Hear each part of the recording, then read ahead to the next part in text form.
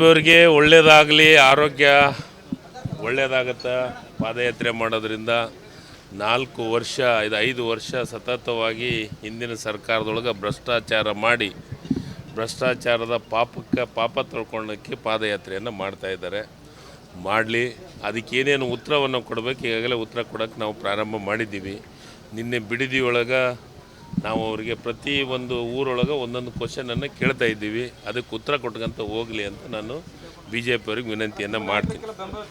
ಇಂಥವೆಲ್ಲ ಬೆಂಬಲ ಕೊಡೋಂಥ ಪ್ರಶ್ನೆ ಬಂದಿಲ್ಲ.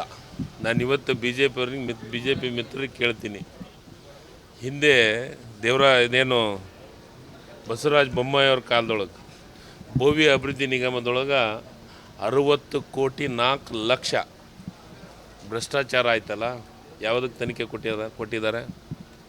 ಯಾವ ತನಿಖೆ ಮಾಡಿ ಯಾರು ತಪ್ಪು ಮಾಡಿದರೆ ಅವ್ರಿಗೆ ಶಿಕ್ಷೆಯನ್ನು ಕೊಟ್ಟಿದ್ದಾರೆ? ಇಂಥದ್ದು ಮಾಡಿಲ್ಲ. ಈಗ ಮೊನ್ನೆ ನಾವು ದೇವರಾಜ್ ಟರ್ಮಿನಲ್ ಒಳಗೆ 47 ಕೋಟಿ ಭ್ರಷ್ಟಾಚಾರ ಆಗಿದೆ. ಅಲ್ಲಿ ಅಧ್ಯಕ್ಷನ ಅರೆಸ್ಟ್ ಮಾಡಿದ್ದೀವಿ. ಅದ್ರ ಬಗ್ಗೆ ತುಟಿ ಪಿಟಕ್ಕೆ ಮಾತಾಡ್ತಾ ಇಲ್ಲ. ವಿಜೇಂದ್ರ ಅವರು, ಬೊಮ್ಮಾಯಿ ಅವರು, ಅಶೋಕ್ ಅವರು 3 ಕೋಟಿ ನೇರವಾಗಿ ದೇವರಾಜ್ ಅರಸು ಅಧ್ಯಕ್ಷರು ಅಕೌಂಟಿಗೆ ಮನೆ ಕಟ್ಟಲಿಕ್ಕೆ, ತಮ್ಮ ಅರಮನೆ ಕಟ್ಟಲಿಕ್ಕೆ 3 ಕೋಟಿ ಹಾಕ್ಸಿದ್ರಲ್ಲ, ಅದ್ರ ಬಗ್ಗೆ ಮಾತಾಡ್ತಾ ಇಲ್ಲ. ಯಾವ ಮುಖ ಇಟ್ಕೊಂಡು ಬೆಂಗಳೂರಿಂದ ಮೈಸೂರಿಗೆ ಪಾದಯಾತ್ರೆಯನ್ನು ಮಾಡ್ತಾರೆ ಇವರು? ಏನಿದೆ ಇವತ್ತ ಕರಕುಶಲ ಅಭಿವೃದ್ಧಿ ನಿಗಮದೊಳಗೆ ಯಾರು ಯಡಿಯೂರಪ್ಪನವ್ರು ಇದ್ದತ್ನಾಗ 22 ಕೋಟಿ 43 ಲಕ್ಷ ಖಾಸಗಿ ವ್ಯಕ್ತಿಗೆ ಅಕೌಂಟಿಗೆ ಹಾಕಿದ್ದಾರೆ. ಅದ್ರ ಬಗ್ಗೆ ಉತ್ತರ ಕೊಡಲಿ ಯಡಿಯೂರಪ್ಪನವರು ಮತ್ತು BJP ಮಿತ್ರರು ಮತ್ತು ಕುಮಾರಸ್ವಾಮಿ ಅವರು.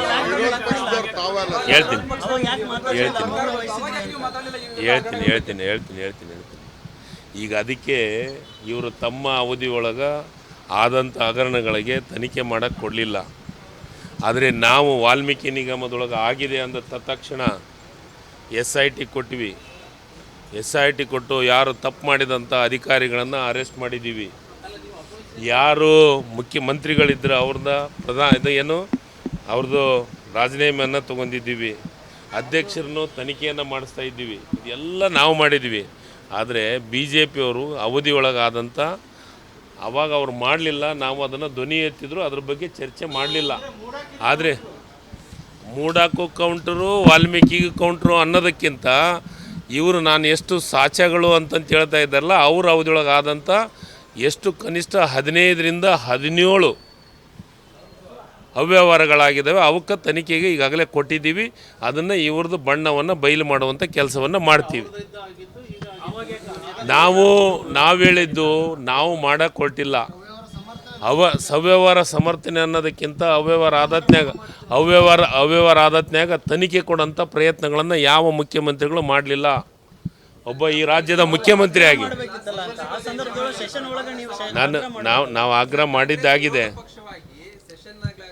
ಕೊಡಲಿಲ್ಲ. ನಾನು ನಿಮಗೆ ಸತ್ಯ ಹೇಳ್ತೀನಿ, ಈ ರಾಜ್ಯದ ಒಂದು ಸೆಕೆಂಡ್ ರೀ, ಮೂಡಾದೊಳಗೆ ಅವ್ಯವಹಾರ ಆಗಿದೆ ಅಂತ ಏನು ಧ್ವನಿ ಎತ್ತಿದೊಳಗೆ ನ್ಯಾಯಾಂಗ ತನಿಖೆ ಕೊಟ್ಟಂಥ ಈ ರಾಜ್ಯದೊಳಗೆ ಅಷ್ಟಲ್ಲ, ಈ ದೇಶದಾಗ ಯಾರಾದರೂ ಮುಖ್ಯಮಂತ್ರಿಗಳಿದ್ದರೆ ಅದು ಸಿದ್ದರಾಮಯ್ಯನವರು. ನ್ಯಾಯಾಂಗ ತನಿಖೆ ಕೊಟ್ಟಿದ್ದೀವಿ, ನ್ಯಾಯಾಂಗ ತನಿಖೆ ಆಗ್ತಾಯಿದೆ. ಯಾರ್ಯಾರು ಬಣ್ಣ ಬಯಲಾಗುತ್ತೆ ಸರ್. ಈಗ ಹಿಂದೆ CBI ಕೊಟ್ಟಿದ್ವಿ. ಯಾರು ಇವರು 4-5 ಈ ವರ್ಷ 3 4 ವರ್ಷ ಇದ್ರಲ್ಲ, ಯಾವುದು CBI ಕೊಟ್ಟಿರ BJP ಅವರು? ಹಿಂದೆ ಸಿದ್ದರಾಮಯ್ಯನವರು ಈ ರಾಜ್ಯದ ಮುಖ್ಯಮಂತ್ರಿ 3-4 ಕೇಸ್ಗಳನ್ನು CBI ಕೊಟ್ಟಿವಿ. CBI ಕೊಟ್ಟಿದ್ದ ಕೇಸ್ ಏನಾಯಿತು ಈ ರಾಜ್ಯಕ್ಕೆ ಗೊತ್ತಿದೆಯಲ್ಲ.